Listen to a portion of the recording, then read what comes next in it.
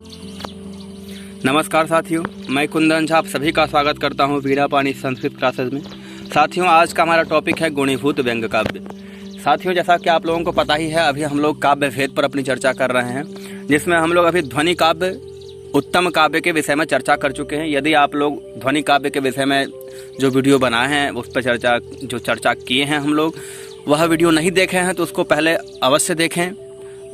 इस वीडियो का लिंक आपको डिस्क्रिप्शन में मिल जाएगा, क्योंकि आप यदि उस वीडियो को नहीं देखेंगे तो आपको यह गुणीभूत व्यंग काव्य, मध्यम काव्य नहीं समझ में आएगा। क्योंकि प्रथम श्रेणी का काव्य जब तक समझ में नहीं आएगा तब तक द्वितीय श्रेणी का काव्य समझने में आपको दिक्कतें आएगी।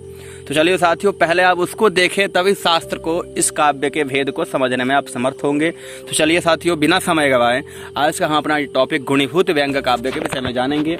साथियों, यहाँ भी हम दो आचार्यों का मत कुल प्रतिपादित करने वाले हैं, यहाँ पर आचार्य मम्मट और आचार्य विश्वनाथ। साथियों, जैसा कि आप लोगों को पता है, काव्य प्रकाश और साहित्य दर्पण, इन भेद प्रभेद को लेकर के बहुत बार आमने सामने हुए हैं। बहुत बार इन दोनों के विचार में बहुत ही अंतर देखा गया है। इसलिए अधिकतर परीक्षक भी इन्हीं दो ग्रंथों से अधिक प्रश्न करते हैं। तो साथियों, इसलिए हमने काव्य प्रकाश और साहित्य दर्पण को, इस विषय को मैं चर्चा करने के लिए उसका उदाहरण प्रस्तुत किया हूं। तो चलिए साथियों, बिना समय गवाए हम लोग शुरू करते हैं।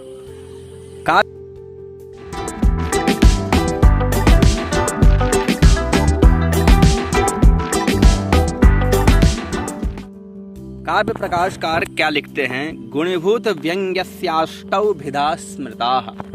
गुणीभूत व्यंग काव्य जो है, जिसको मध्यम काव्य भी कहते हैं, वह कितना है? अष्टौ भिदा स्मृता, 8 प्रकार का कहा गया है। कितना प्रकार बताया इन्होंने? 8 प्रकार।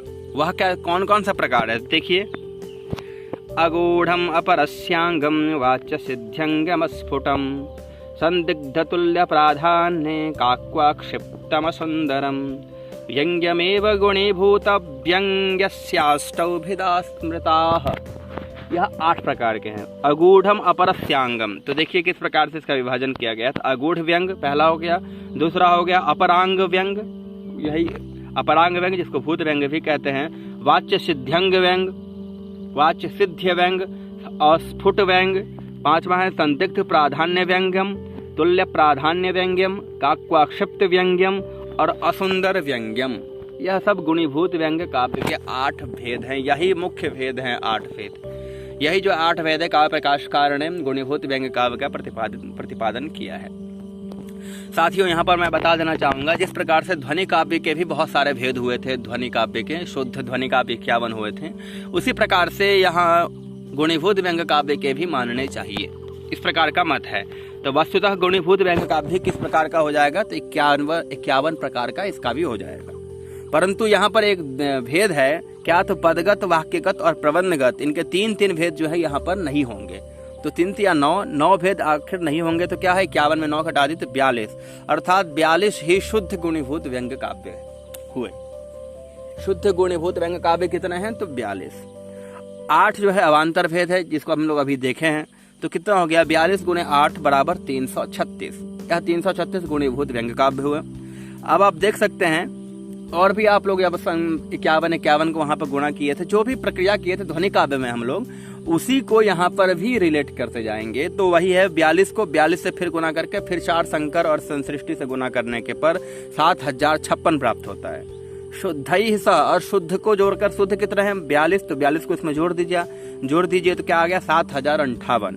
यह शुद्ध के साथ हुआ।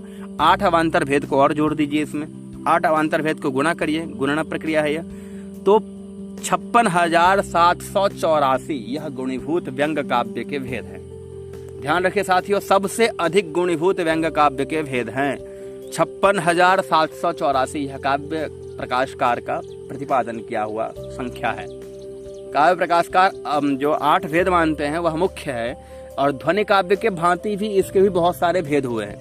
तो उस तरीके से गुणना प्रक्रिया के द्वारा जो प्राप्त संख्या है वह क्या है? 56,784।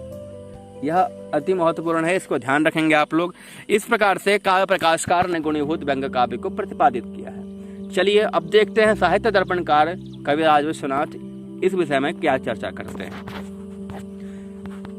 साथियों, इनका जो इस विषय में प्रतिपादन है यह आप लोगों के सामने प्रस्तुत है। देखिए, अपरम तो गुणीभूत व्यंग्यम वाच्याद अनुत्तमे व्यंग्ये। अपरम मतलब द्वितीय जो काव्य है उसी को गुणीभूत व्यंग्य काव्य कहा जाता है। वह क्या है?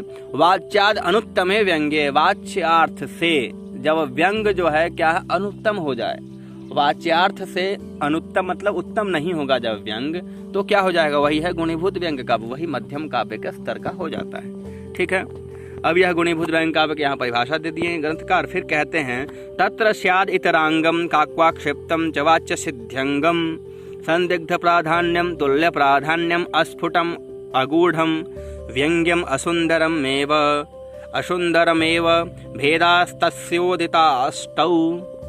इस प्रकार से यह 8 ही प्रकार के गुणीभूत व्यंग काव्य के भेद प्रतिपादित किए। वह कौन कौन सा है? तो देखिए, कुल मिलाकर के आचार्य मम्मट का जो भेद है वही है इनका भी, कुछ अंतर नहीं है 8 भेद में। इतरांग व्यंग वही है जो अपरांग व्यंग था वहां पर, यहाँ पर यह इतरांग व्यंग के नाम से जाना गया। काक्वाक्षिप्त व्यंग, वाच्य सिद्ध्यंग व्यंग, संदिग्ध प्राधान्य, तुल्य प्राधान्य, अस्फुट व्यंग, अगूढ़ व्यंग और असुंदर व्यंग। यहाँ तक आप लोग समझ पा रहे होंगे, एक जैसा ही है, कोई अंतर नहीं है। तो साहित्य दर्पणकार को माने तो या काव्य प्रकाशकार मम्मट को माने तो दोनों के अनुसार एक ही माना गया है गुणीभूत व्यंग काव्य के भेद। तो गुणीभूत व्यंग काव्य के सबसे मुख्य भेद जो है वह 8 है दोनों आचार्यों के मत में। फिर उसके बाद जब ध्वनि काव्य के परिपाटी से चलते हैं, जो वहां पर जितने संस्कार किए थे काव्य में, उसी प्रकार से गुणीभूत व्यंग काव्य में भी संस्कार और संसृष्टि माना जाएगा। उस प्रकार से यहाँ पर जो संख्या प्राप्त हुई थी वह सबसे अधिक है 56,784। कुल मिलाकर के सब 56,784 संख्या है किसकी?